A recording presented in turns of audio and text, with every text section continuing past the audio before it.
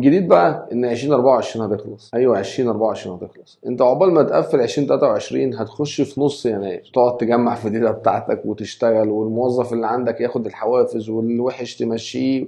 هتقعد تخش في الدايره دي، تكتشف ان شهر يناير خلص. يناير ده على فكره رجب، فبراير ده شعبان. احنا عندنا بس يعني التاريخ الهجري بيخش يقطع على التاريخ الميلادي، تكتشف ان ايه، ان فبراير جه تيجي تشتغل، والناس رمضان بقى خلاص بعد العيد ان شاء الله. رمضان هيبدا معاك 13/3، هيخلص معاك في نص 4، كوارتر الاولاني منك راح. فالنصيحه كشركه كموظف كاي حد، دايما انت مسلم في الاخر، فانت عندك احداث بتربط الدنيا ببعضها، عندك تاريخ هجري وتاريخ ميلادي. مره واحده هتكتشف ان رجب في يناير، وهتلاقي ان شعبان في فبراير، وهتلاقي ان رمضان معاك شهر 3 وهيخلص معاك العيد. تكتشف ان العيد الكبير واخد منك 6 شهور الاولانيين في السنه.